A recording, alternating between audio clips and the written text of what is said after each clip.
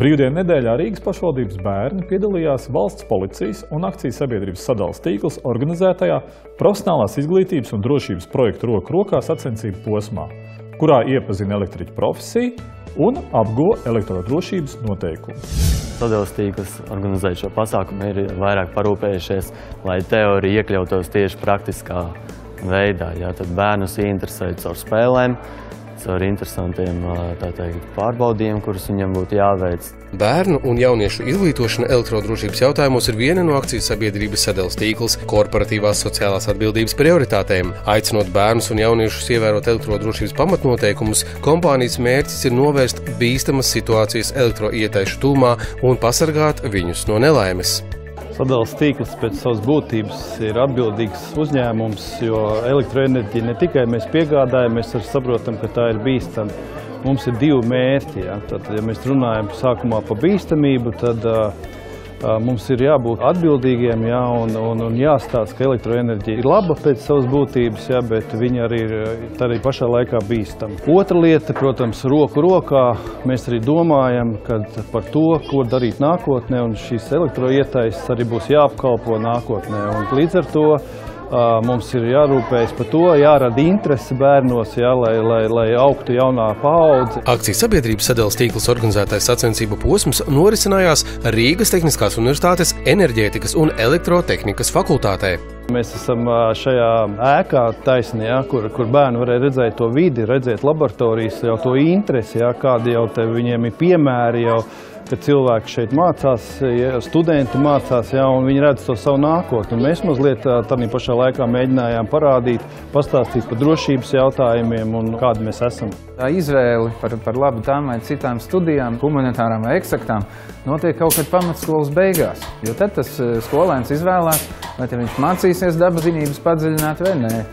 Un tāpēc, varbūt šis vecums vēl ļoti jauni tie bērni bija, bet tik un tā tās redzētās lietas, ka viņš, redz, kad ar savām rokām kaut ko var uztaisīt, tad viņš sāk par to domāt. Kad aiz visām tām sadzīves ērtībām, ko viņš ir pieredzis lietot, stāv inženieri, kas viņus ir radījuši. Tādēļ šādi pasākumi ir ļoti labi, lai skolēni jau agrā vecumā dabūna redzēt, kā tas ir būt par inženieri. Sacensību kontrolpunktos un radošajās darbnīcās bērni tika aicināti pildīt elektrodrošības testus, veikt fizikas eksperimentus, piedalīties elektrodrošības nodarbībās, doties ekskursijās uz laboratorijām, iepazīt elektromontiera darba aprīkojumu un pieliekot darba formu un pat spēlēt īpašu elektriķu alias.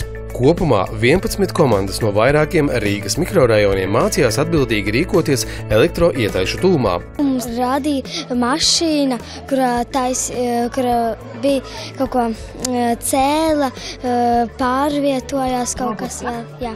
Es varbūt gribētu kaut kādus eksperimentus taisīt, jo viņi ir ļoti interesanti un viss kāds tāds forši. Fakultātē notiekošajās aktivitātēs piedalījās arī akcijas sabiedrība Latvenergo ar sociālo projektu Fizmiks. Konkursa noslēgumā visiem tika uzdāvinātas piemiņas balvas, bet labākajiem pasniegti goda raksti. Mēs ļoti ceram, kad šī diena parādot mūsu profesijas atbildību par to, kad elektroenerģiju piegādāt, tā ir misija, tad pašā laikā tas ir interesanti. Un pats galvenais, mēs ceram, ka ieinteresēta to, ka elektroenerģija būs vienmēr vajadzīga. Līdz ar to darbs būs vienmēr, un to mēs cenšamies bērniem pateikt, ka darbs būs, ja tu kļūsi par elektromontieri vai par inženieri, elektroinženieri, tad tev darbs ir nodrošināts visai dzīvei. Latvijas gāzes konkursa kārtā 3. vietu ieguva komanda Skudrpūznis, 2. vietu komanda Roku rokā, bet 1. vieta tika piešķirta komandai Kamene.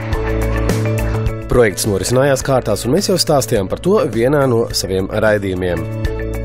Uzvarētājiem Latvijas gāze ir sarūpējusi interesantu ekskursiju uz Latvijas Nacionālo operu. Katru dienu to nevar pieredzēt, tāpēc liels paldies kompānijai par balvu. Aprīlī būs noslēgums fināla kārta, kad uzzināsim galvenos uzvarētājus, bet ieguvēji jau būs visi. Sākoties siltiem laikam un līdz ar pilnīgu sniega izkušanu ir aktivizējušies kūlas dedzinātāji.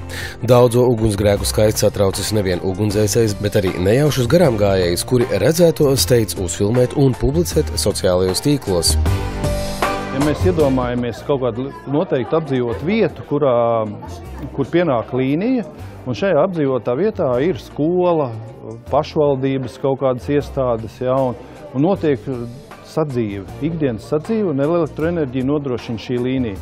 Tagad viens īpašnieks neapdomīgi rīkojoties ar uguni ir aizdedzinājis šo kūli, pa kuru zemi iet mūsu līnija. Staps aizdegoties vai pārdegot vadiem, elektroapgāde pārtrūkst veselam ciematiem, plus vēl šajā procesā nokrītot vadiem uz zemi, arī pakļaujam bīstamībai visu apkārtējo vidi. Diemžēl šogad mēs ļoti sāpīgi izjūtam to, ka sausais laiks ir sakritis ar skolēnu brīvlaiku.